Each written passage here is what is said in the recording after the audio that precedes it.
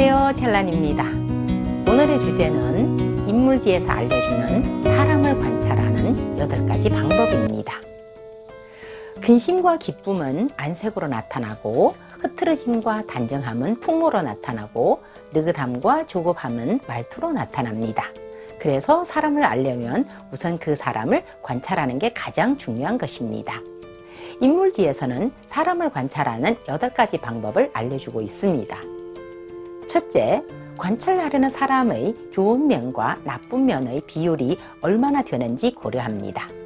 사람을 대할 때 관대한지, 관대하더라도 어려운 사람을 도와주는데 실천력이 있는지, 부정한 것을 보면 부정함을 구별하는지, 이해덕지를 따져 부정한 것을 용인하는지 않는지 등을 관찰해야 합니다. 그런 과정에서 좋은 면이 나쁜 면보다 많은지, 그리고 좋은 면이 때로는 흔들리지 않는지 살펴봅니다.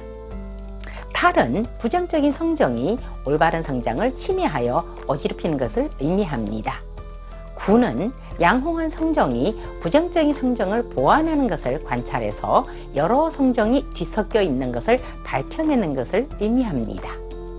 간잡은 성정의 좋은 면과 나쁜 면이 복잡하게 뒤섞여 있는 사람, 즉 이중인격자를 식별하기 위한 방법을 의미합니다.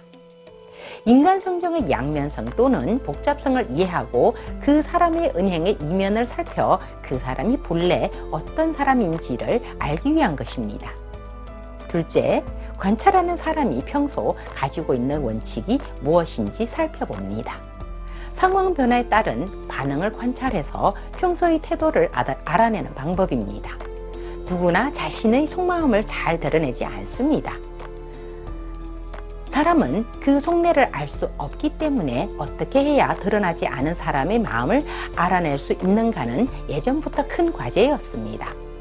특정한 상황의 변화에 따라 어떻게 감정 변화를 일으키는지 관찰해서 그 사람이 평소 어떤 원칙을 가지고 있는지 알아냅니다. 그 사람의 말과 취지를 보면 상황 대처가 지혜로운지, 의지가 명백하고 정의로운지, 침묵하고 있다면 사려 깊음에서 침묵하는 것인지, 이전의 말과 행동에 변함이 없는지, 애매한 것을 제대로 식별하는지, 자신의 부족함을 인정하고 재능을 뽐내지는 않는지 등을 살펴 그 사람의 평소에 어떤 원칙을 가지고 있는지를 살펴봅니다. 상대가 말하는 것을 보면 지혜로운지 총명한지 잡스러운지 허황된지 알 수 있다지만 온전히 다 드러나는 것만은 아닙니다.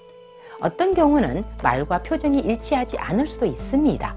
이럴 때는 안색이나 태도의 변화를 통해 상대의 속마음을 알아냅니다. 말로는 아주 즐거워하나 표정이 그렇지 않다면 마음에 못마땅해 있는 것이고, 하는 말이 어긋나더라도 표정이 믿을만 하면 말솜씨가 민첩하지 못한 사람으로 여길 수 있습니다. 셋째, 관찰하려는 사람이 가진 자질의 특성을 살펴 그 사람에게 주어지는 명성이 타당한지 근거를 찾습니다. 타고난 소질을 관찰해서 명성의 실체를 알아내는 방법입니다. 사람의 자질은 다양하고 그 자질들이 그 사람의 명예, 명성을 만들게 됩니다. 이를 바르게 성실하게 처리하면 책임감이 있고 근면한 사람으로, 좋은 용모를 가지고 있으면 아름다운 사람으로, 의지가 굳고 힘이 좋으면 위험 있는 사람으로, 이치에 밝으면 지혜가 있는 사람으로 평가받습니다. 그 사람이 평판을 살펴 그 근거를 관찰하면 그 사람이 자질의 특성, 종류 등을 알 수 있습니다. 자질은 사람이 타고난 소질 또는 체질을 의미합니다. 체질은 사람마다 날 때부터 지니고 있는 몸의 생리적 성질이나 건강상의 특질 또는 개인이 가진 육체의 고유한 성질을 말합니다. 사람마다 뼈대, 기력, 근력 등의 체질이 다르기 때문에 거기에 맞는 적합한 환경, 음식, 활동 등이 다를 수 있습니다. 체질에 따라 먹으면 해가 되거나 좋은 음식이 있는 것처럼 사람에 따라 적합한 요소가 제각각입니다. 인물지에서는 다음과 같이 말하고 있습니다.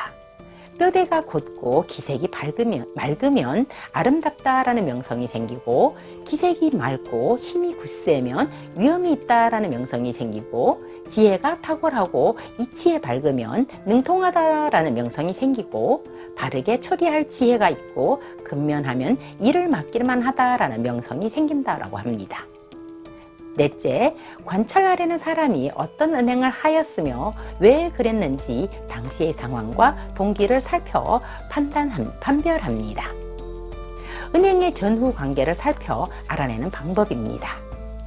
정직한 듯 남의 잘못을 지적하지만 잘못을 덜쳐내 비난을 하는 것인지, 호방한 것처럼 행세하지만 실속이 없고 오만한 것은 아닌지, 사람들의 의견에 가볍게 승낙을 하는지, 앞에서는 순종하는 듯 하지만 뒤로 거스르지는 않는지, 남의 잘못을 지적하거나 시시비비를 가리는 이유가 분명한지, 어떤 기준에 의해 결정을 하고 행동을 하는지, 행동의 도가 지나침이 없는지 등을 살펴 사입인지 구별하는 것입니다. 다섯 번째 볼까요?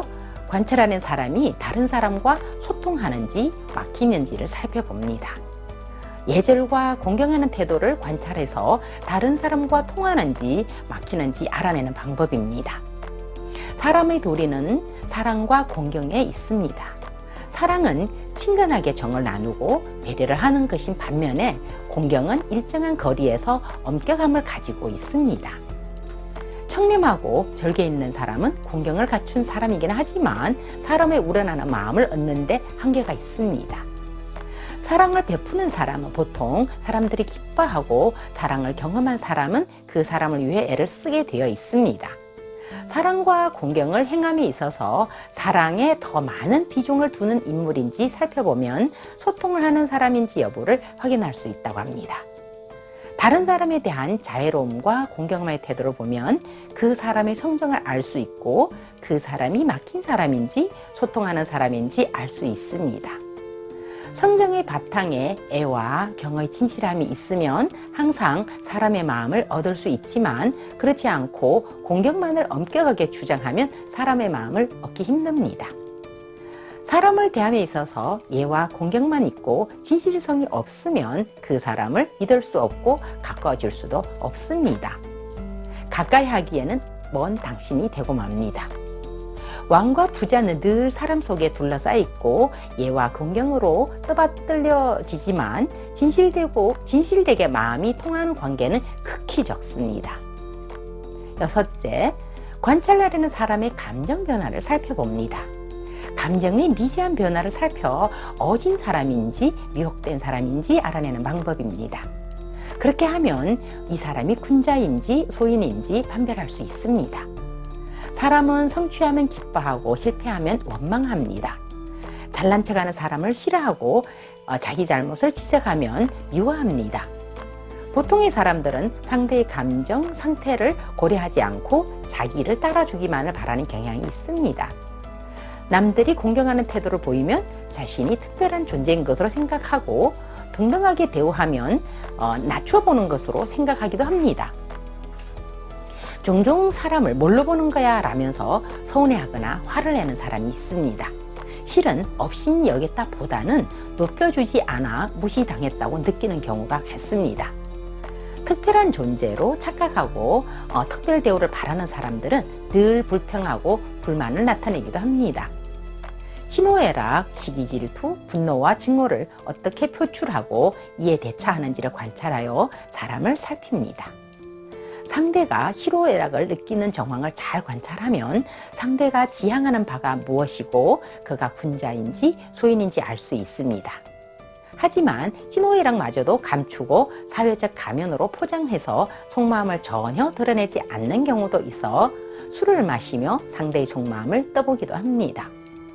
감정의 미세한 변화를 정기라고 합니다. 주어진 상황이나 묻는 말에 어떻게 반응하는지 관찰하고 상대의 뜻과 자질을 판단하는 것입니다.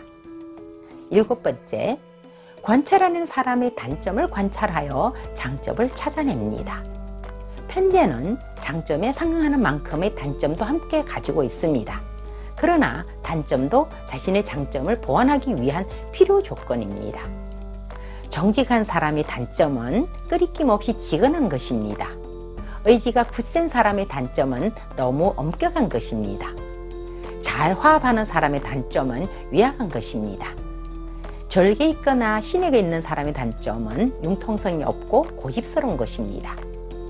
정직하면 듣기 싫은 직언을 잘하고 의지가 강하면 너무 엄격하고 사람들에게 너무 친절한 사람은 유약하고 절개가 있으면 융통성이 없습니다. 단점을 가진 사람이 장점을 반드시 가지고 있지는 않지만 단점은 그 사람이 장점을 특징적으로 부각시킵니다. 때문에 그 사람의 단점을 잘 관찰하면 장점을 발견할 수 있습니다. 8번째, 관찰하려는 사람의 총명한 정도를 파악하는 방법입니다. 지식, 기술, 재능이 뛰어나다고 해서 삶의 기본적인 이치를 깨달았다고 볼 수 없고 옳고 그름을 분별할 줄 안다고 해서 지혜롭다고 평가하지 않습니다. 지혜가 있다고 해서 덕을 갖추었다고 볼 수 없습니다. 재능이 비슷한 사람들 사이에서는 사리에 밝은 사람이, 힘이 비슷한 사람들 사이에서는 지혜로운 사람이 리더가 될 가능성이 높습니다. 하지만 덕이 있는 사람, 지식, 재능, 지혜를 넘어 도를 알고 덕을 갖춘 사람은 최고의 리더가 될 수 있습니다. 이렇게 사람을 관찰하는 8가지 방법을 얘기해 보았습니다. 다음 시간에는 겉모습과 속이 다른 사람을 가려보는 방법에 대해서 얘기해 보도록 하겠습니다. 그럼 다음 시간 또 만나요.